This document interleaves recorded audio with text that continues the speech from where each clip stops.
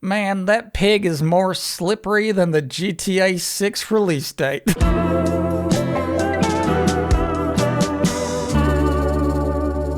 happens a lot after a delayed input break where some big news has dropped in the time between, and it's sort of expected that I should have a nice hot take locked and loaded. Like Steam machines. Look at these cubes.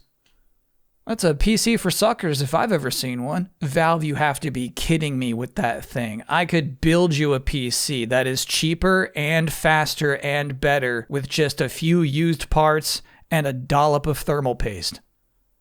That's generally all you need to do here on YouTube. But coming into this week, I feel like it's not news that needs to be acknowledged, but the presence of a being named Miles McKenzie. He is, of course, the jokey, nebbish NPC who recently debuted in previews for Metroid Prime 4. Generally, the people who have previewed Metroid Prime 4 don't like Miles McKenzie, and then the people who watch those previews also don't like Miles McKenzie. His name alone sounds like what this guy is, which is to say, probably an insane miscalculation and massive mistake.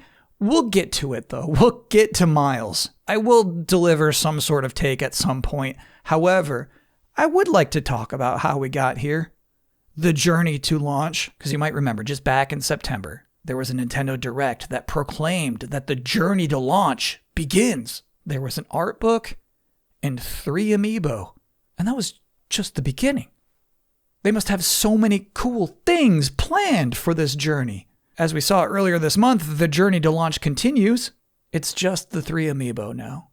Nothing else. Most recent trailer does not mention the journey to launch at all. I kind of think that the journey perhaps might already be over somehow. And I do remember where the journey actually began. Talking back at E3 2017. Now, it was a minor event. There were easy-to-please Nintendo fans who were sitting there applauding the title reveal, as if something substantial just happened.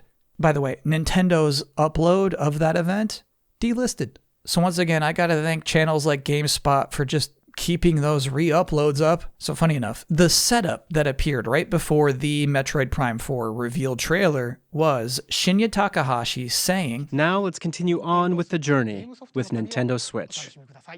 So yeah, Metroid Prime 4 is kind of part of the Switch's journey.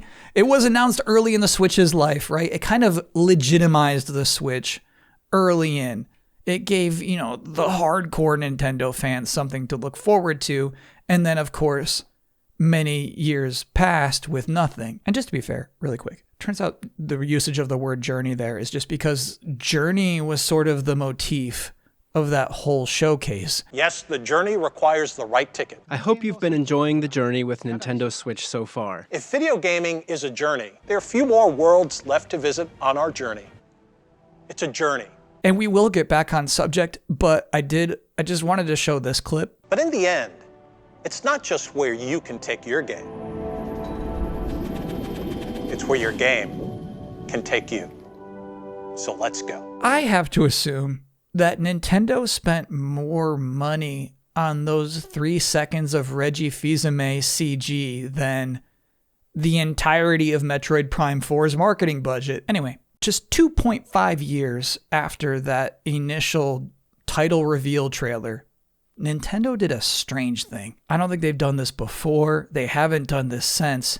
They uploaded a 3-minute video to YouTube in which Shinya Takahashi apologizes that development of the game was switching studios and thereby restarting development from the beginning.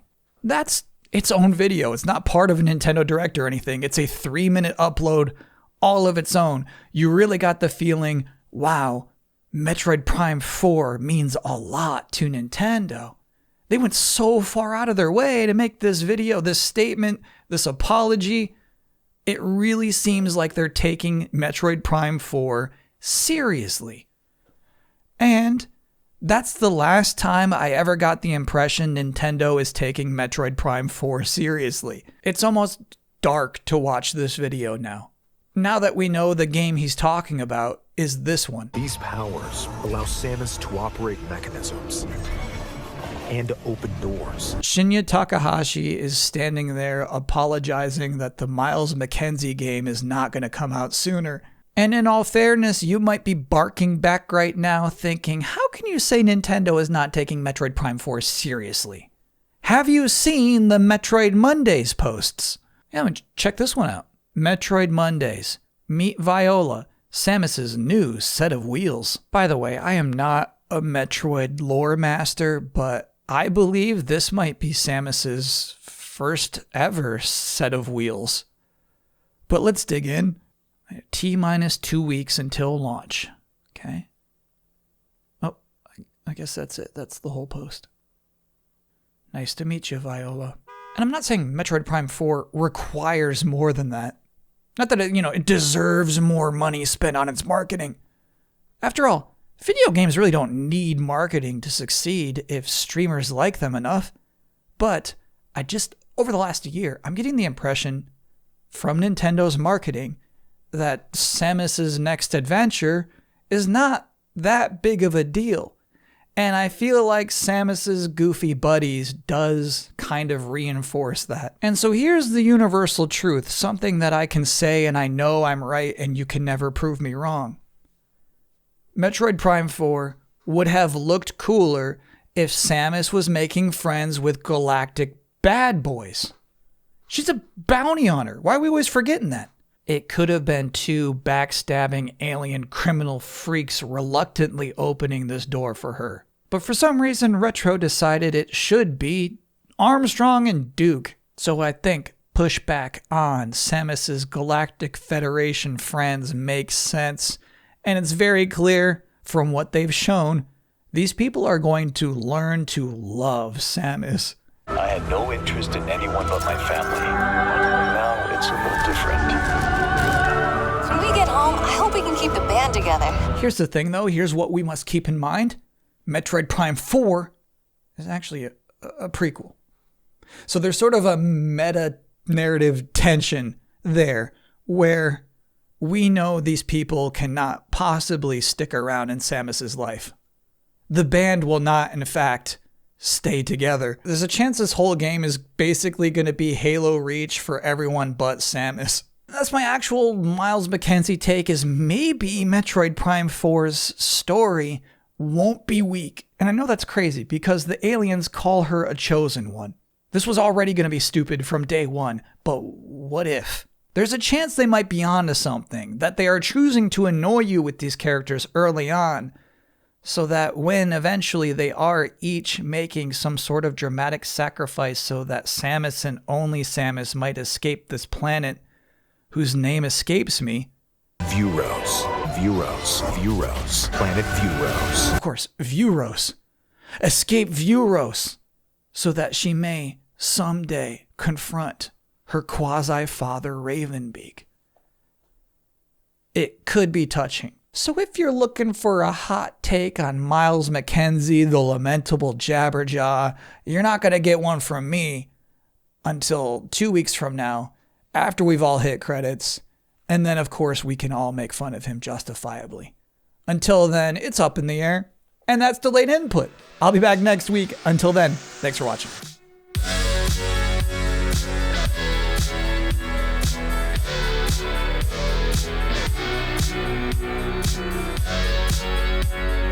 Last week, Xbox hosted a partner preview. And this is something they've only done a few times in the past. And just like Nintendo, a lot of them just get delisted. Stop making these private. What are you ashamed of? Like, let's say you wanted to see for yourself how disappointing it is that they removed this cool graphic for Shadow Drop and replaced it with this much less exciting available today. You're going to have to go find a good rip from IGN, I guess. Anyway, the partner preview itself, nothing too extraordinary. You know, nothing that would make a table full of streamers smile and clap. It's neat that they got Jennifer English as the voiceover artist for the show. Get a deeper look into the world and high-impact action of Armistice, exclusively on Xbox Wire. It just shows they've really come a long way from the original voiceover artist. Want to dive deeper into this mystery? Discover more about this long-awaited sequel in our Xbox Wire interview. But this week, there was a strange video posted with the title, Previously on Xbox Partner Preview, ... Yeah, of course I clicked on that. And just a little background before this, there was already a recap video specifically for that particular Xbox Partner Preview. And it is a strange one. It's edited and musically punctuated like a Game Awards montage. Like, this is a really big deal.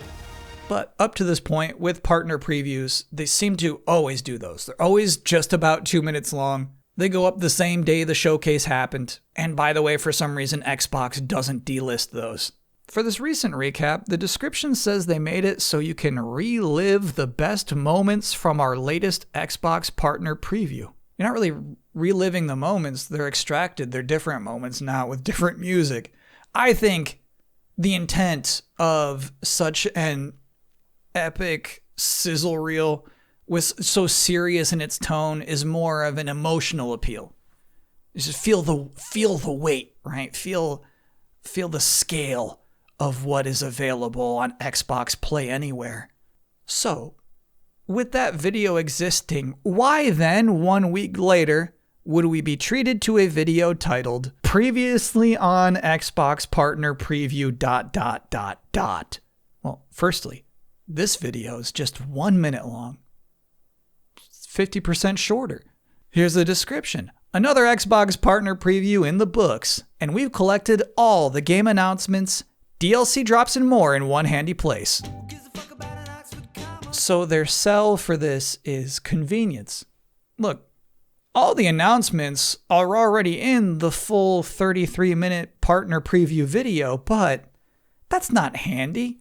And also, it will get delisted someday and you'll only be able to watch it on IGN. But the entire reason I'm bringing up this video, the previously on video, is because it is this. Got pretty with pixels in erosion. Rod G2 made us go, Rod Geez, that looks cool. Eerie vibes kept coming with Crow's Warn, Reanimal, and the Mound, Omen of Cthulhu. It's a bonkers video. It's made for like Animaniacs fans. I don't get it. Let's say you were interested in Reanimal. What did they show for that again? Reanimal. Is that handy? Was that handy to you? I had to watch this part 3 times. And we made the real Slim Shady finally stand up. Hitman DLC. They say we made the real Slim Shady stand up, Hitman DLC. Which doesn't sit right with me. It doesn't feel fair to call Elusive Targets DLC because, they're just like free things that pop up in this live service game. They're there for like a month and then they go away. It'd be like if you called it the Simpsons Island in Fortnite DLC. It's not. I mean, it is. It is content that you download, but we don't use that word for that. And it's just, I feel like, you're just slapping together a 60-second video with one guy with a kind of hilarious voice. You just kind of overlook those details for the sake of breeziness. And I don't think it's right.